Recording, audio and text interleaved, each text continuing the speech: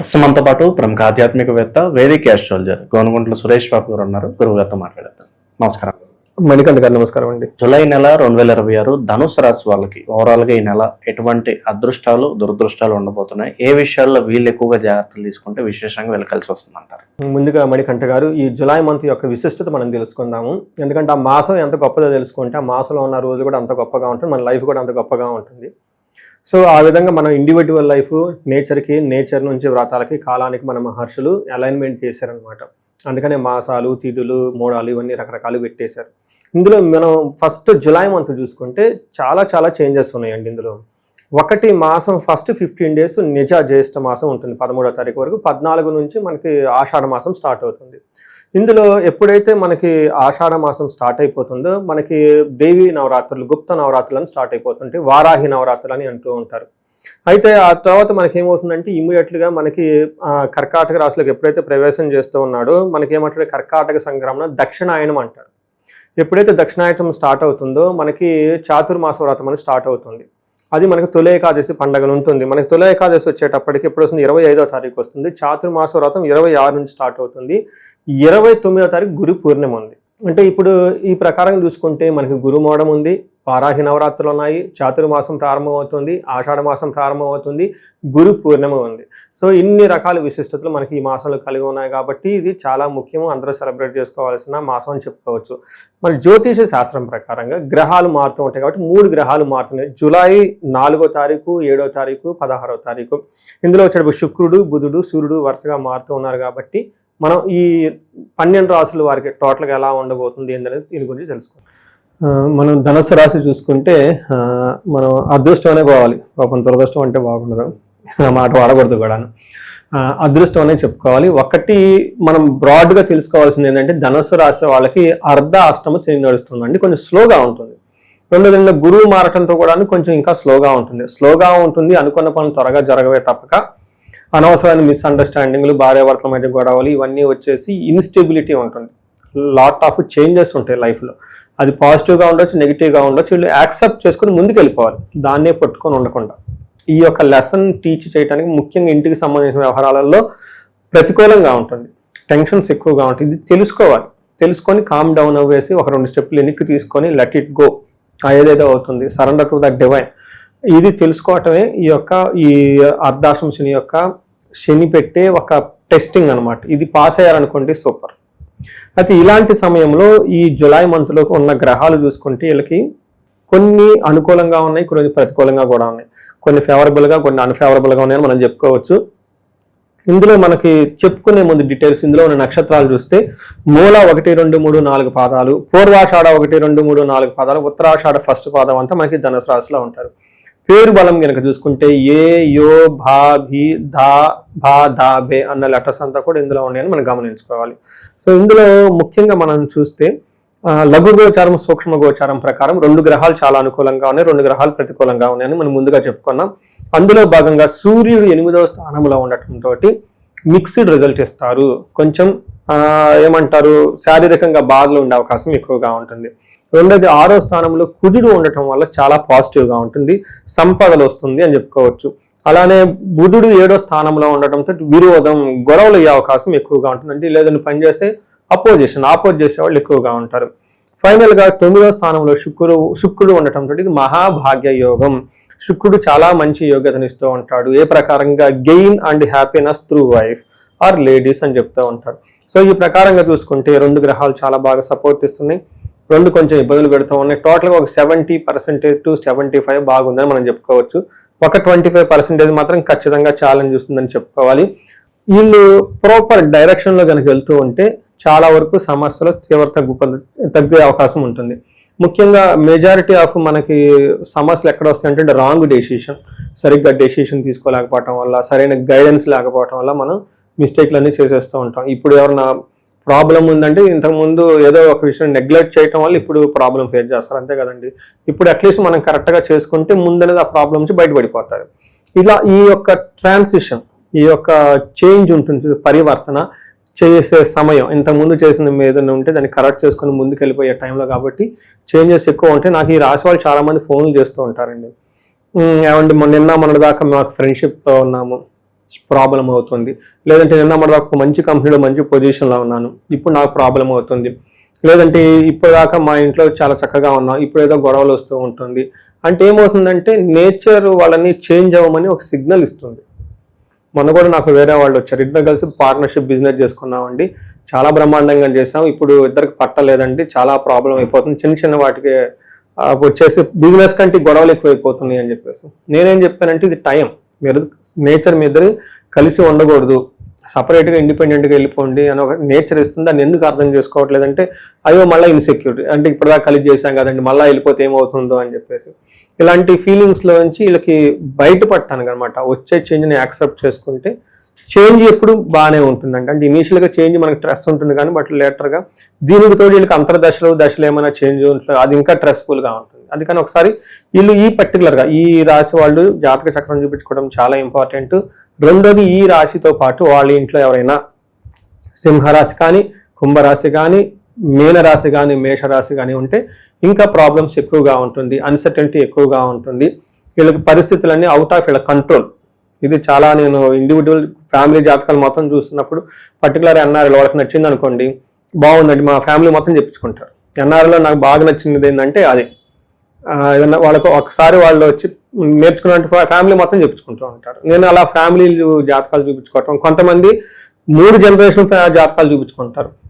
Grand ఫాదర్కి health బాగుండదు, వాళ్ళ ఫాదరు వీళ్ళు పిల్లలు మొత్తం ఒకటే ఫ్యామిలీ 14 మంది జాతకాలు చెప్పుకున్నారు నా చేత.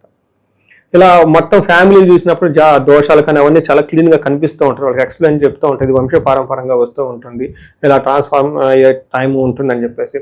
అయితే ఈ టైంలో ఎందుకు చెప్తున్నానంటే ఇదంతా ఈ రాశి వాళ్ళకి వీళ్ళకి 8వ స్థానంలో సూర్యుడు ఉన్నాడండి. సూర్యుడు ఎప్పుడైతే 8వ స్థానంలో ఉంటారో లాట్ ఆఫ్ చేంజెస్ ఉంటుంది లైఫ్లో. ముందులో ఏమై ఉంది, దుర్దోష శత్రు సంవాదో గమనాగమన వ్యధ దుఃఖవార్తాశ్రుతం చైవ అస్తమస్థే యథా రవి అంటారు. సంస్కృతంలో చాలా పెద్ద పెద్ద మాటలుగా ఉంటుంది కానీ మీనింగ్ చాలా చిన్నగా ఉంటుంది. దుర్దోష చెడు ఉద్దేశాలు వస్తాయి అంటే ఎవరు చూస్తారు, మా బాస్ చూస్తారా, క్లోజ్ చేసేద్దాం, తర్వాత ఎప్పుడో చేసుకున్నాము, ఓకే చేసిన పని చేయనట్టు, ఇవన్నీ చేసే అవకాశాలు ఎక్కువగా ఉంటుంది. కొంచెం జాగ్రత్తగా ఉండటం ఎంతైనా అవసరం, ఎందుకంటే శనికి ఇవన్నీ నచ్చవు. నెక్స్ట్ ఏం చేస్తారంటే సంవాదో గొడవలు పడుతూ ఉంటారు. తర్వాత గమన వ్యధ అంటే ప్రయాణాలు చేస్తే బాధలు పడుతూ ఉంటారు. దుఃఖ వార్త శృతం చైవ ఏదో ఒక బ్యాడ్ న్యూస్ వచ్చి వీళ్ళని బాగా దుఃఖానికి గురి చేస్తుంది అని మనకు చెప్తూ ఉంటారు. సూర్యుడు 8వ స్థానంలో ఉండటం మంచిది కాదని గమనించుకోవాలి. అందుకే ఏదో ఒక చేంజెస్ అయితే రాబోతూ ఉంటుంది. అయితే కుజుడు వీళ్ళకి బ్యాక్ బోన్ లాగా ఉండి షీల్డ్, ఓకే రక్షణ కవచంగా బాగా సపోర్ట్ చేస్తూ ఉన్నారు. అందుకని సూర్యుడు అన్ని విధాలుగా ఇబ్బంది పెడుతున్నా కానీ పెట్టబోతున్న కుజుని వల్ల బాగా కలిసి వస్తుందని చెప్పుకోవాలి. ఇక్కడ కుజుడు ఏం చేస్తారు, వస్త్రలాభో ధాన్యలాభో ధనలాభో యశో తదహ మనల్లాసో ధర్మ సిద్ధి షష్టమస్థిత్ భవేత్ కుజ అంటారు. అంటే కుజుడు వీళ్ళకి 6వ స్థానంలో ఉండటంతో వీళ్ళలో risk taking abilities, creativity, competitiveness, పోరాట పటిమ, ఇవన్నీ ఫైటింగ్ నేచర్ అంతా బాగా పెరుగుతుంది అనమాట. అప్పటిదాకా ఇన్ఫీరియారిటీ కాంప్లెక్స్గా ఉండి ఏదవుతుంది ఏమవుతుంది అనుకున్న వాళ్ళు వాయిస్ ఇప్పేసేసి ఫైటింగ్ సీన్లకు దిగేస్తారనమాట. ఈ టైంలో వీళ్ళకి వస్త్రలాభం కానీ ధనాలు కానీ ధాన్యాలు కానీ కీర్తి ప్రతిష్టలు కానీ చక్కగా ఉంటుంది. మనస్సు అంతా ఎంతో ఉల్లాసంగా ఉంటుంది. ధర్మసిద్ధి, ధర్మబద్ధంగా ఏదైనా పని చేస్తే సిద్ధి వస్తుంది. ఇందాక సూర్యుడు ఏం చెప్పుకున్నామండి, మైండ్ డైవర్ట్ చేసేస్తాడు, బ్రేక్ ది రూల్స్ ఏముంది అన్నట్లు ఒక థాట్ వచ్చేస్తుంది. కానీ ధర్మబద్ధంగా చేస్తే ఖచ్చితంగా సిద్ధి ఇవ్వడానికి వీళ్ళు ఉన్నారు కాబట్టి జాగ్రత్తగా ప్లాన్ చేసుకోవటం ఉత్తమం. అలానే మనకి బుధుడు కొంచెం వీళ్ళకి అగైన్ మిక్స్డ్గా ఉన్నారండి. వివాదాలు, అనారోగ్యం, అనవసరమైన ఆటంకాలను క్రియేట్ చేసే అవకాశం ఎక్కువగా ఉంది. బట్ ఫైనల్గా అనుకున్న పనులన్నీ చక్కగా చేసుకుంటూ ఉంటారు. అగైన్ ఇక్కడ శుక్రుడు మనకి 9వ స్థానంలో ఉంటే శుక్రుడు 9వ స్థానాన్ని మహాభాగ్య స్థానం అంటారు. భాగ్యస్థానంలో ఎప్పుడైతే శుక్రుడు వెళ్తాడో మహాభాగ్య యోగం అవుతుంది. ఈ గోచార రీత్యా కూడాను జన్మజాతకంలో మహాభాగ్యం అంటారు. బట్ గోచార రీత్యా కూడా దాని యొక్క ఇంపాక్ట్ ఉంటుంది. శుక్రుడు 9వ స్థానంలో ఉండటం వల్ల ఏమవుతుంది, వస్త్రలాభం, మహా ఆరోగ్యం, గురు భక్తి స్యాత్, ధర్మకృత్, చిత్తశుద్ధి, అభిష్టార్థ, నవమస్థిత్ భవేత్ భృగో అంటారు. అంటే ఎప్పుడైతే 9వ స్థానంలో శుక్రుడు ఉండటం వల్ల వస్త్రలాభం, షాపింగ్లు చేస్తారు, మహా ఆరోగ్యం చాలా బాగుంటుంది, గురు భక్తి, గురువుల యందు భక్తి ఉండి, ధర్మ స్యాత్ కృతు అంటే ధర్మ పనులు చేస్తూ ఉంటారు, చిత్తశుద్ధి ఇంట్యూషన్ చాలా స్ట్రాంగ్ గా ఉంటుంది, అభిష్టార్థ ఫైనల్ గా అనుకున్న పనులన్నీ చక్కగా చేసుకుంటూ ఉంటారు. వీటితో పాటు ఎవరైనా కనుక లవ్ రిలేషన్షిప్స్ అలాంటి వాళ్ళకి చాలా బాగుంటుంది, రొమాన్స్ బాగుంటుంది, ప్లేజర్ ట్రిప్స్ కొంచెం లాంగ్ ట్రావెల్స్ అవన్నీ చేసి వెకేషన్కి వెళ్ళే వాళ్ళకి కూడా చాలా బాగుంటుంది, ఒక గుడ్ టైం అని మనం చెప్పుకోవచ్చు. సో ఓవరాల్గా చూసుకుంటే సూర్యుడు కొంచెం ఇబ్బంది పెట్టే పొజిషన్లో ఉన్న మిగతా గ్రహాలు అనుకూలంగా ఉండటంతో వీళ్ళకి ఒక 75% బాగుంది, మిగతా 25% కేర్ఫుల్గా ఉండాలని మనం ఏమంటారు తెలుసుకోవాలి. 25% అయితే కాస్త ఇబ్బంది అయితే కనిపిస్తుంది. మరి దాన్ని కవరప్ చేసుకోవడానికి ఎలాంటి పరిహారాలు వెళ్ళి చేసుకోవాలండి? పరిహారాలు సూర్య భగవానుడికి సంబంధించి ఎక్కువ చేసుకోవాలండి. వీళ్ళకి ఉద్యోగంలో ఎవరైతే బాగా ఇబ్బంది పడుతూ ఉన్నారో వాళ్ళకి ఆదిత్య హృదయ స్తోత్రం చదవటం చాలా ఇంపార్టెంట్ అండి. దీనితో పాటుగా వీళ్ళకి హనుమాన్ కార్యసిద్ధి మంత్రం ఉంటుంది, ఇది చదువుకుంటే చాలా బాగుంటుంది. వాళ్ళు ఇది చేయలేని వాళ్ళు ఏంటంటే సూర్యుడికి సంపూర్ణమైన శాంతి పూజలు అని ఉంటాయి, అది పెద్ద ఖర్చు ఏం కాదండి. ఆ సూర్య భగవానుడికి జపాలు, దాన తర్పణ హోమాలు అని చెప్పేసి ఒక ప్రక్రియ ఉంటుంది.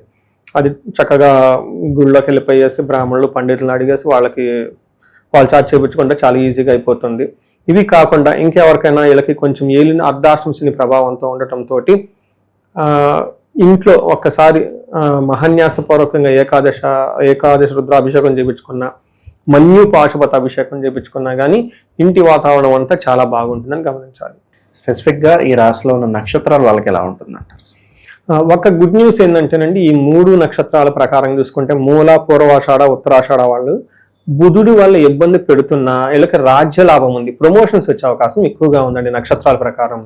రెండోది ప్రతి ఒక్కళ్ళకి షాపింగ్కి వెళ్ళి వస్త్రలాభం చూపిస్తుంటుంది. అయితే మూలా నక్షత్రం వాళ్ళకి కూడాను, మూల పూర్వాషాఢ నక్షత్రం వాళ్ళకి ఫైనాన్షియల్గా బాగా క్రైసిస్ ఉంటుంది, ధనం అనేది ఇబ్బంది పడుతూ ఉంటారు. తర్వాత కుజుని వల్ల ప్రతి ఒక్క గ్రహం కూడాను నక్షత్రం కూడా జయప్రదంగా ఉంటుంది, మనం ముందు చెప్పుకున్నాం కాబట్టి. ఫైనల్గా ఉత్తరాషాఢ వాళ్ళు కొంచెం జాగ్రత్తగా ఉండాలి, వీళ్ళకి ధనానికి ఇబ్బంది పడుతూ ఉంటారు కానీ జయము, రాజ్యలాభము, వస్త్రలాభము చూపిస్తుంది. హెల్త్ కూడా కొంచెం సెన్సిటివ్గా ఉండాలి. బట్ మెయిన్గా నేను చూసుకుంటే నక్షత్ర ఫలితాలు కూడాను ఫైనాన్షియల్గా ఇబ్బంది పడుతూ ఉన్నా కానీ బట్ మిగతా చోట్ల ప్రమోషన్స్ వచ్చే అవకాశము, షాపింగ్లు చేసే అవకాశము, సక్సెస్ఫుల్గా ఉండే అవకాశం ఎక్కువగా ఉంటుందని గమనించాలి. సో ఇది మనకి ఓవరాల్గా చూసుకుంటే ఈ యొక్క గ్రహాల యొక్క పరిస్థితి వల్ల ఈ మంత్ ఎలా ఉందో మనం తెలుసుకోవచ్చు. సో మనం ఇదంతా గోచార ఫలితాల కింద చెప్పుకుంటామండి మణికంఠ గారు. దీని ప్రకారం ఏంటంటే ఒక 30% మాత్రమే ఇప్పుడు మనం చెప్పుకునేవి వాళ్ళకి అప్లై అవుతాయి.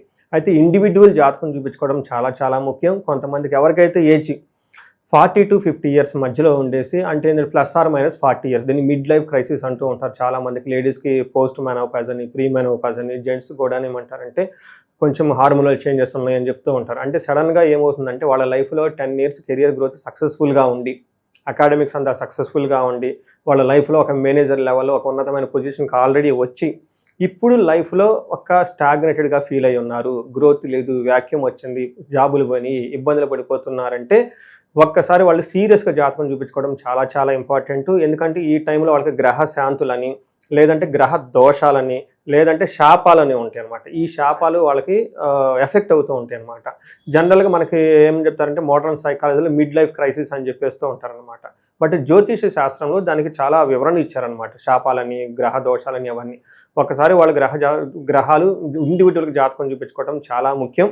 వాళ్ళకి ఫైనాన్షియల్ ప్రాబ్లం ఉన్న స్వర్ణలక్ష్మి విశేష హోమం చేయించుకోవటము, ఏమైనా కానీ హెల్త్ కాంప్లికేషన్స్ ఉంటే ఆయుష హోమం చేయించుకోవటం, అంతేకాకుండా చండీ హోమం, అందరికి ఏదైనా కనుక సీరియస్ ప్రాబ్లమ్స్, కన్సర్న్స్ ఉంటే కనుక చండీ హోమం చేయించుకోవటం, ఇలా మన్యు పాశుపత అభిషేకాలు ఇవన్నీ చేయించుకుంటే వాళ్ళ యొక్క ఎలాంటి సమస్య ఉన్నా కానీ సమస్యకు సంబంధించిన పరిష్కారాలు మనం కనుక్కోవచ్చు.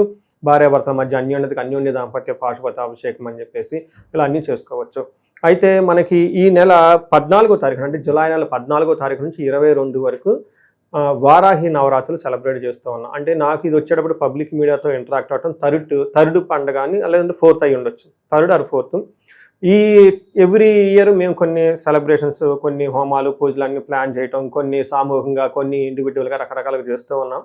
బట్ ఈసారి కూడా మేము ఏం చేస్తున్నామంటే వారాహి పాశుపత విశేష హోమం అని చేస్తూ ఉన్నామండి. ఇది చాలా పెద్ద హోమము, ఒక దాదాపు 15 మంది దాకా బ్రాహ్మణులు పడుతూ ఉంటారు. ఇది 1 to 1 చేయడం జరుగుతుంది. ఈసారి సామూహికంగా చేయటం లేదు, పోయినసారి చేసేసి అంతా మేము అరేంజ్మెంట్ చేయలేక డబ్బులు రిటర్న్ ఇవ్వడం కూడా జరిగింది చాలా మందికి. బట్ ఇదేంటంటే ఓన్లీ సెలెక్టెడ్ పీపుల్కి 1 to 1 చేయటం జరుగుతుంది. దాదాపు 15 నుంచి 20 మంది బ్రాహ్మణులు పడుతుంటారు. వారాహి పాశుపత విశేష హోమం చేస్తూ ఉన్నాం అనమాట, దాదాపు 10 మంది. ఇది వచ్చేటప్పుడు 4:30 గంటల 5 గంటల పెద్ద హోమం పడుతుంది. Only in a day 2 times. నవరాత్రులు స్టార్ట్ అయిన 14వ తారీఖు నుంచి 22వ తారీఖు వరకు మార్నింగ్ ఒక స్లాట్, ఈవినింగ్ ఒక స్లాట్. ఈవినింగ్ స్లాట్ ప్రిఫరబుల్గా ఎన్ఆర్ఐలకి, అమెరికా ఉన్న వాళ్ళకి చేస్తూ ఉన్నాము. దీనివల్ల ఎందుకు చేయించుకోవాలంటే ఫస్ట్ కార్యజయం. చాలా నాలెడ్జ్ ఉంది, ఎగ్జిక్యూషన్ చేయలో ఫెయిల్ అయిపోతున్నాం అనుకున్న వాళ్ళకి వారాహి అమ్మవారికి చేయించుకోవాలి. రెండోది తగాదులు, శత్రుబాధలు ఏమైనా ఉంటే దానికి సంబంధించి చేసుకోవాలి. డైరెక్ట్గా, ఇండైరెక్ట్గా ఎవరికైనా ప్రాబ్లమ్స్ ఉంటే చేయించుకోవాలి. మూడోది రియల్ ఎస్టేట్ పీపుల్ ఎవరైతే ఉన్నారో, స్టాగ్నేటెడ్గా ఉన్నారో, నేను ఎక్కడో ఆర్టికల్ చూస్తాను, 80,000 అపార్ట్మెంట్లు ఏమో అన్యూజ్డ్, కొంతమంది పేమెంట్ కట్టేసి డ్రాప్ అయిన వాళ్ళు మొత్తం లాక్ అయి ఉన్నారనమాట. ఇలాంటి ఎవరైనా రియల్ ఎస్టేట్లో వాళ్ళు ఉన్నా కానీ లైఫ్లో ప్రోగ్రెస్ లేదు, ధనం లేదు అని అనుకుని ఎవరైనా కనుక అనుకుంటూ ఉంటే ఇది వాళ్ళకి ఈ నవరాత్రుల టైంలో చాలా మంచి ఒక అవకాశము. ఇంట్రెస్ట్ ఉన్న వాళ్ళు మాత్రం ఖచ్చితంగా ఫోన్ చేసి అపాయింట్మెంట్ తీసుకోండి. ఒకసారి మళ్ళా చెప్తున్నాను, 18 కంటే హోమాలు ఎక్కువ చేయలేము. In a day only 2 morning and evening. Morning preferable ఇండియన్స్కి, ఈవినింగ్ స్లాట్ ఎన్ఆర్ఎస్కి మేము అరేంజ్మెంట్ చేస్తున్నామండి. దీన్ని సద్వినియోగం చేసుకోవాలని చెప్పేసి నేను కోరుకుంటూ ఉన్నాను. ఓవరాల్గా ధనుసు రాశి వాళ్ళకి జూలై నెల ఎటువంటి పరిణామాలు ఉండబోతున్నాయో మంచి విశ్లేషణ అందించారు. ధన్యవాదాలండి.